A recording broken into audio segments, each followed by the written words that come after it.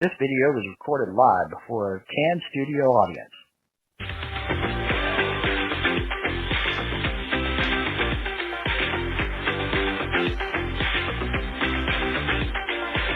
It's Friday Night Movie Reviews, and here they are, Chris and Keith. Hi, how you doing? Hey. How's it going? I'm Keith. I'm Chris. And this is Friday Night Movie Reviews. Thank you for joining us tonight. We appreciate you being with us. We love it when you join us, and we love being in your living room, on your phone, on your tablet, or whatever electronic device that you're watching us on. Thank you for joining us. We went and saw a movie this weekend. Hey, that's news. Wow, really? I'm watching a movie review. You went and saw a movie? Yes, went and saw a movie. And the movie we went and saw is part of a franchise of movies. And if you've been watching any kind of movie trailers, you probably know exactly what it is we went and saw. We went to see Final Destination Bloodlines, or AKA Final Destination 6. Exactly. Now, here's the thing. We actually went and saw this movie at different times. He went and saw this a day earlier than I did, and I took my wife to see it, and she went and saw it with me because she likes kind of scary movies, but this one was a little different. We're not going to give anything away in this, at least not anything that you haven't seen in the trailer or anything that you don't already know about Final Destination. And if you don't know anything about Final Destination right now, what's wrong with you? Go watch the other 5 movies before Right. watching this one. Yeah, Literally, 5 movies. Yeah, they've been making these since 2000. Yeah. I mean, granted, there's been a 14-year gap between this one and the last one. Right. So it's been a long So time if you coming. were born 14 years ago, you may have an excuse because you went from 0 to 14, but listen, if you haven't seen a Final Destination movie by now, you've been living under a rock. You're not traumatized by log trucks. Right, exactly. That's in Final Destination 2. And yeah, I still don't drive behind those things. I avoid log trucks. I don't get on roller coasters. I used to go to the speed shows. I don't go to those anymore. Yeah. There's all kind of... Okay. I mean, I've been on an airplane once, but I'm not going to get on the same rinky-dink flight that they were on. Just to kind of briefly go over the other movies really quickly. There is a surprise in 5, but I want to ruin that because eventually we'll review that one. And if you haven't seen it, that's a huge spoiler for that movie. Yep. And I enjoy the twist in that one, so I don't want to give that away. So, basically, what... The general premise of the Final Destination movies is this. You have a person is usually a group of people that are involved in some type of potential disaster, and somehow one of them has a vision of what is going to take place. Now, I'm not giving anything away about Final Destination or Final Destination, this next one this one that's out now. One of them has a vision of what is about to happen, and they freak out and warn everybody, and this group of people escape and survive. Now, everybody else may die, but this group of people escape and survive. And what ends up happening is death gets ticked off because these people escaped his grasp. And then he goes on this personal vendetta to hunt these people down and take them out. Now, what's seen in the trailers and why this one's called Bloodlines is the grandmother in this story, when she was a young woman, had a tragic event happen. She had a vision and she avoided it, but she saved all these hundreds of people that were involved. So all their families had children, and their children had children, and suddenly you have people that weren't supposed to ever existed that avoided death's grasp, basically. So these people right here survived, and because they survived and Death was preoccupied with taking other people out, he missed these people, and over the years these people had children and children. So that's the reason why it's called Bloodlines, because now they've got this family tree here, and so Death now comes back and he starts at the top and works his way down. So instead of like a group of friends or co-workers or something along those lines, this was an actual family this time around. That's what made this one a little bit more unique than the other 5 movies before it. This one also ties in with the other 5 movies because the grandmother has a book that kind of shows the events of like the log truck and other things that I mentioned a few minutes ago. So it does tie all the movies together. And I will say that this is a franchise similar to Scream, where they take a really good responsibility of having different directors, different writers, and keeping it all tightly packed without any continuity errors. Yeah, that's one of the things that we're going to bring out a little bit later, is the continuity of it, because it's really great how they've done that. So, do you want to take your kid to see this? Absolutely not. Do not. I don't care if your kid watches Friday the 13th or Nightmare on Elm Street. Do not take your kid to see this. There is some foul language in this. There is. I mean, it's normal for this kind of movie. It was a normal amount. It wasn't overabundant. Right. Lots of gore. If you've seen the other 5, this one follows in suit with those. An extreme amount of gore, and that's what I was getting at about taking your kids to see it. There is an extreme amount of gore. These people die in some of the freakiest ways, and it is... You would think after 6 movies that they would have found they would run out of ways of creatively killing people, but no. No, they still do. They still do it, and it is very graphic, and they leave absolutely nothing to the imagination. Nothing. You see it all. So I want you to just when me and my wife went to see it, she was she was like this the whole time. Oh. Yeah, there was a lot of groans and everything else in my showing too. I can't watch. She was like, this movie tired her out. It was like she had run a marathon after this movie. She was exhausted. So it is extremely graphic, extremely violent, and like I said, they leave nothing to the imagination. So don't take your kids to see it for that reason, if for nothing else, for that reason alone. As far as adult situations go, yeah, these movies have never had that. I mean, none of them out of all the 6. So this one's been consistent with the other ones, so you don't have to worry about that. So so you don't have to worry about the 1980s Friday the 13th shower scenes and love scenes and stuff like that. Yeah, there's nothing like that in it. Nothing like that happens. But I'm telling you, we'll get into that in a minute. But it's definitely not I would say it's a family movie, but only if you're not going to take your kids to see it. Well, I would say it's a good date night movie for you and your wife. If you're not married, bring your date along with you. I think that's pretty much primarily what horror movies were made for. This one doesn't really fit in the scheme because it's not a slasher movie, even though they present death in a way that it could be presented as a slasher, but it's not. Right.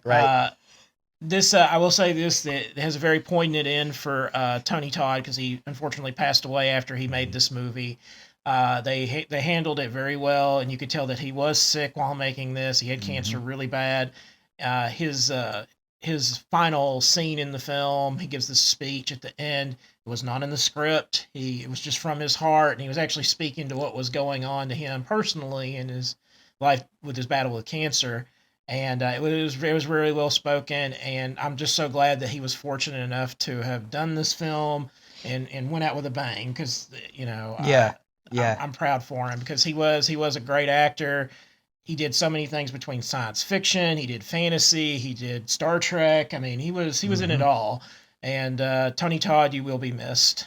Now, if you don't know Tony Todd from any of his most previous roles, most previously he was in the Candyman movies, Yes. and he was Candyman.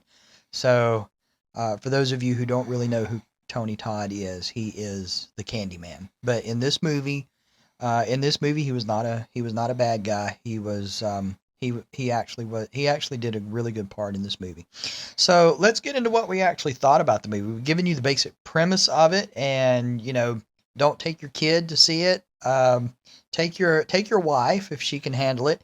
You'll be spending a lot of time snuggled up with her, or I guess if you're a guy who can't handle it and your wife can, you'll be snuggled up to her. Either way, it was I enjoyed it in that respect. But so we're gonna talk about what we actually thought about the movie. Yeah. So what'd you think of it, man? Well, we went and saw it, and like I said, she's cuddled up with me the whole time because it was just really intense. This movie doesn't really let up.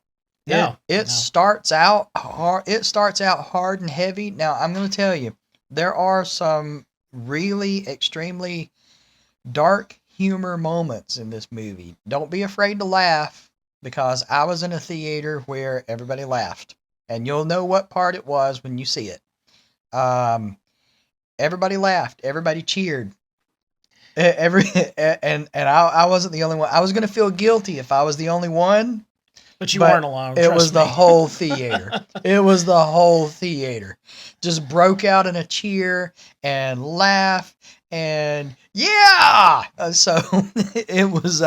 You'll know what part it was when you see it. But there's those kind of moments in it. So don't be afraid to laugh at them, because it's meant to be that way. It's dark. It's extreme dark humor. But it don't let up. No. From beginning to end. There's maybe one or two little parts there kind of in the middle where it's kind of where it slows down a little bit, but don't let that fool you, because it's just going to take right up, and it's going to launch like a rocket and take you out of your seat anyway. So it was intense for me. It was intense for my wife. Like I said, she was like tired after the movie. Had like she ran a marathon or something. But it was great. It was great.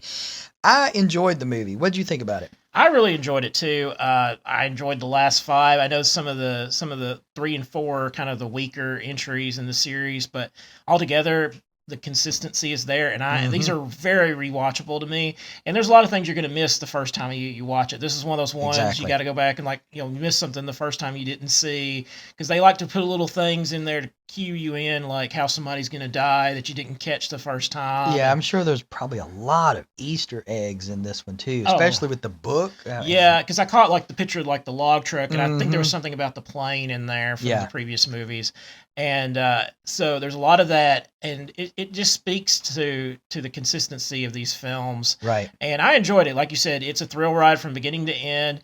You always have like this very grandiose beginning to the film, with the huge death scene or whatever that is caused from the premonition and all that.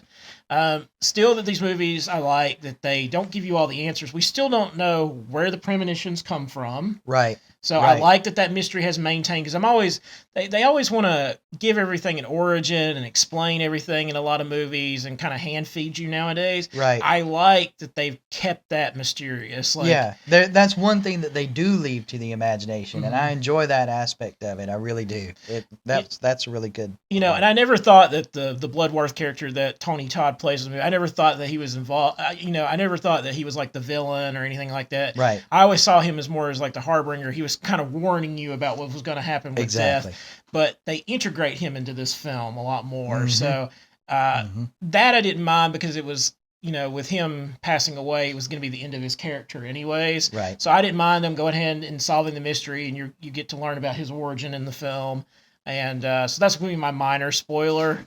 I just Tony Todd, he was such an important part of my childhood, because he was in so many things that I enjoyed, that I don't mind telling the audience that. Right. And but it was a great film. I enjoyed. They had clever deaths in it because it's always like chain reaction deaths. This Yeah. knocks into this that causes this to happen, to cause the person to die. It's like dominoes. It's Yeah. like setting up dominoes and knocking them down. And especially in one scene where something's happening and something rolls off of a table and hits the floor and causes this, and it rolls over here and causes a broom to fall over, and I mean, it's just stuff like that. It's just so funny how they set things up. It's Oh, I exactly know. like watching a bunch of dominoes fall over. It really is. And you were talking about like the dark humor. That's what I've loved about this series is every one of these movies has had that in there. Right. And you know, I think this one kind of goes a little bit over the top. Yeah, though. with it, yeah. and it's because we've all seen the actor in the trailers. He's the one with the nose ring and the tattoo parlor. He brings it the entire movie, and he was he was one of the highlight characters in this. And this was a guy that was mostly a CW actor before this. So I'm glad that he's finally getting leveled up here in this film. So hopefully his career will take off after this because he deserves it. I thought he was very good in this movie. He really was. Now, before we mentioned the consistency, and I want to talk about that for just a moment. One of the things that I've always enjoyed about these movies, and this one too, is it. And we talked about this earlier. Almost, isn't it? Every single one of them has a different writer. Yes. And different writers, and a different directors. Yeah. Mm-hmm. So you have different people involved in making these movies, but it all ties together into the franchise, and it all has this basic continuity that just sticks through all 6 movies. Yeah, and I'm sure there are some like little minor continuity errors here and there, but they're nothing that most of the audience general audience is going to pick up on. At least like that I don't usually pick up on. The major points, though, the major points of it, you can watch the beginning. You can watch from the beginning of the first movie all the way to the end of this one, and it's almost like it was all made and written by the same people. Oh yeah, I agree. I didn't feel like there was any like studio interference in this. Now I will say that the one thing that they kind of course corrected on in the first one, it did feel like death was more of an entity in the film, where you can see like the water would like retract and all of that. Yeah. But after the first one, they're like, no, let's not do that. Let's make this seem more natural. Right. And they went for more of that approach. Now, granted, they did keep the wind blowing thing. Mm-hmm. That's been a theme through all of the movies as far as the consistency goes. Right. But I have to say, out of most of a horror franchise that has this many sequels, usually you start seeing a lot more mistakes. Friday the 13th, Nightmare on Elm Street, they all suffer from those heavily. Right. And you can tell that they were made by different people. This franchise and Scream, I say, are probably the 2 horror franchises that stay the most consistent. Right. And kudos to them. Like I give them so much props, and these are movies that I rewatch. Right. Like I own all these movies. As soon as this one comes out on Blu-ray, this one will be in my collection. So that kind of gives you a hint to what my rating's probably going to be in a minute. So don't let it discourage you that we're saying that this is kind of like the other movies. It is kind of more of the same, but at the same time, it's not. Because the general premise of the storyline is different than everything else. Oh, yeah. Well, normally it's either a group of coworkers or a group of kids, that went to the same high school or something along those lines. But this has to do with families through generations. Yeah. So it's the general that part is different. And you learn through this movie that this is the cause of the other 5 movies. Like the other 5 movies would have not have happened if it hadn't been for this grandmother's premonition in this movie. Right. So she's the one that caused the chain reaction. So it all ties in together. It is different. And it's so nice. And 2, it's been so long. Like I said, it's been 14 years since the last one. The last one came out in 2011. The fact that you had this long of a gap, it made it seem fresh again, too, because it'd been so long since we'd had a sequel. That was the problem with the Friday the 13th. They were making them every single year. They were making, for a while, those Saw movies, they were making them year after year. And people get tired of it, Right. I think maybe that's the thing that helps this franchise is the fact that you did have such a long gap. So if they do decide to make another one after this one, maybe wait a little while to release this another sequel. So I would give this movie, as far as like going with our ratings, I would give this movie probably I'm going to say about a 9.6 Yeah. popcorns. 9.6 popcorns. Now my wife said that she gives this movie 10 out of 10 bowls of rice. So if that tells you anything about it, I'm giving it a 9.6. She gave it a 10 out of 10. And that's huge because she's not a movie person Right. at all. She doesn't really watch movies that much. Yeah. So yeah, that's really huge. Yes, that shows you a non-movie fan is giving it that high of a rating. Right. Should say something. Right. Yeah, this one to me is definitely easy, a 9.5. There are some of the sequels I think I enjoy more than this one. Right. But this one is stronger than 3 and 4. So if you have that worry, it's like, is it like 3 and 4? No, it's not. This one is definitely a step above that. This one's like closer to like Final Destination 2 in my regard. Yeah, I would think so too. I would think so too. So definitely go see this one. As your tagline will say, is it cash or is it trash? So to let the audience. This movie, is it worth your cash or is it trash? This movie is definitely worth your cash. So, yeah, it's great. I enjoyed it a lot. That's our cue to go. Yep. So, listen, definitely worth your cash. Grab up a few friends and head on out to the theater. Yep. Remember to like, share, subscribe if you haven't already. Hit that bell notification for when our next video drops. Leave us a comment. What did you think of this movie? What would you like to see if there was a sequel? Do you want us to cover maybe the other 5? Wink, wink. Right. Let us know in the comments. We'd like to hear your opinion. What'd you think about the whole franchise as a whole? As Final Destination as a whole? Yeah. So yeah, let us know. As always, thank you for watching. Thank you. Gather up a bunch of friends, jump in the car, leave your kids at home with the babysitter, and you guys go and snuggle up with each other and watch this movie because Final Destination Bloodlines is excellent. An excellent movie. And you know what? When you see it, enjoy your movie. Shameless plug. My wife makes these bears. We call these memory bears. They're made from clothes. So if you have any clothes of a loved one or maybe a child that you just cannot and do not want to get rid of, this is a good way to do it. I'll put a link in the comments to her Etsy shop so you can go and visit her Etsy shop and you can order one. Thank you very much for watching, and thank you for letting me give you this shameless plug.